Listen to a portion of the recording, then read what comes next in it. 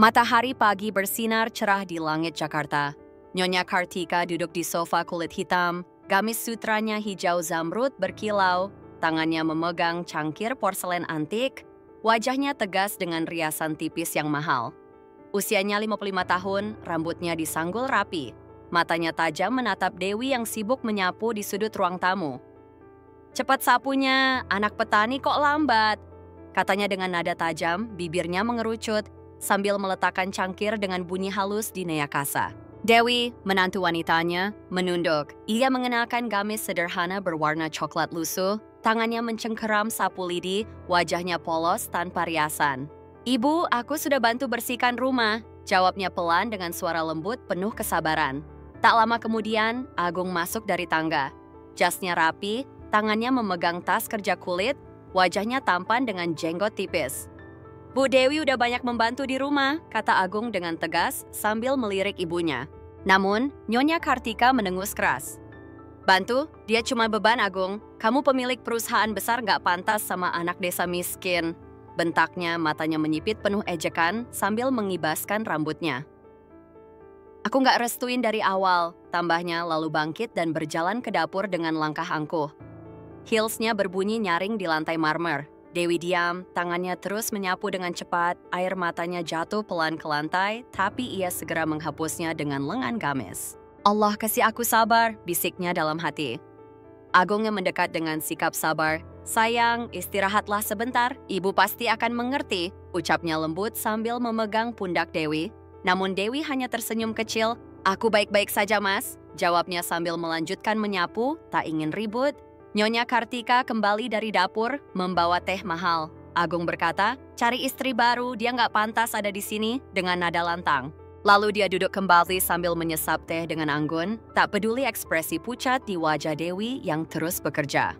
Di luar, taman dipenuhi bunga mawar impor, mobil mewah Agung terparkir rapi di garasi, dan pembantu rumah yang bernama Mira berdiri di sudut, tak berani ikut campur. Pagi itu, rumah mewah itu dipenuhi ketegangan. Sesaat kemudian, Dewi dengan tangan gemetar terus menyapu sedangkan Agung berdiri dengan wajah tegang dan Nyonya Kartika tersenyum sinis. Di ruang tamu, setelah Dewi selesai mengelap meja kaca dengan kain lap, Nyonya Kartika kembali duduk di sofa.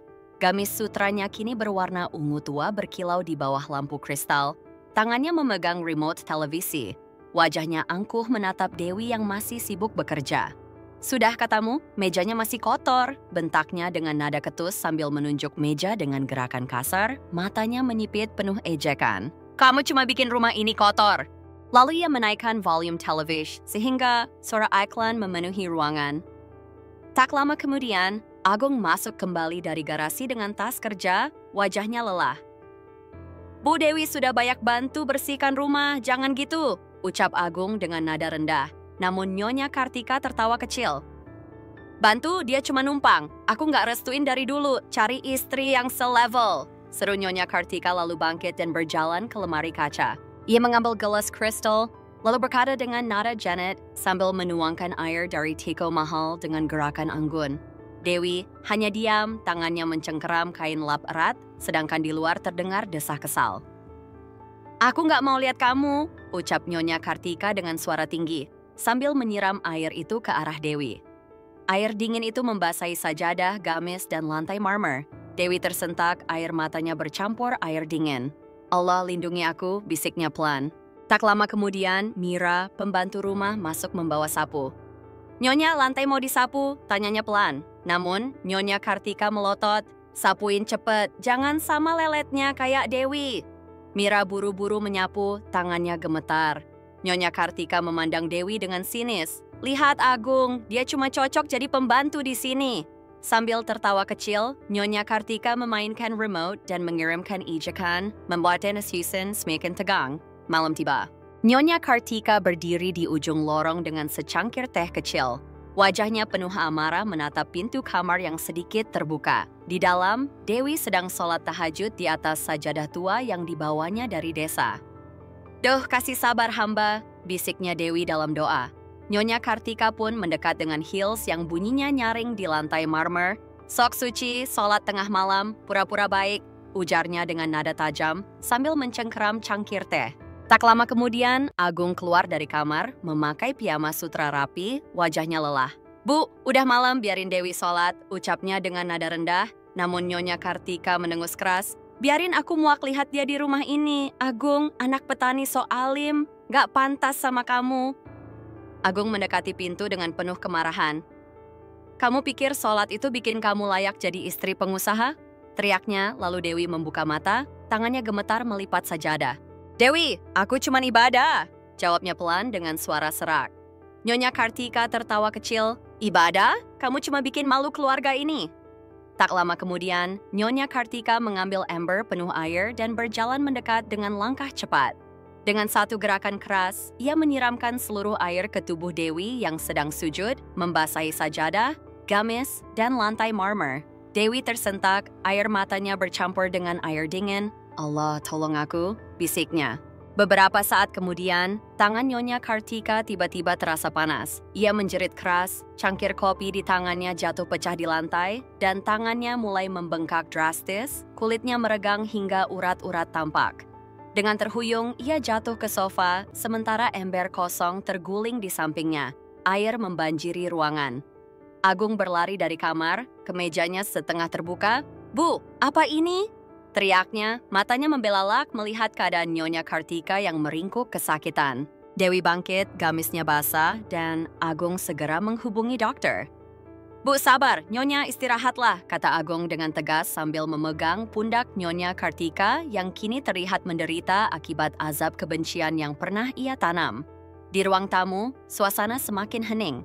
Nyonya Kartika terbaring di sofa mewah dengan tangan yang membengkak, wajahnya pucat penuh keringat.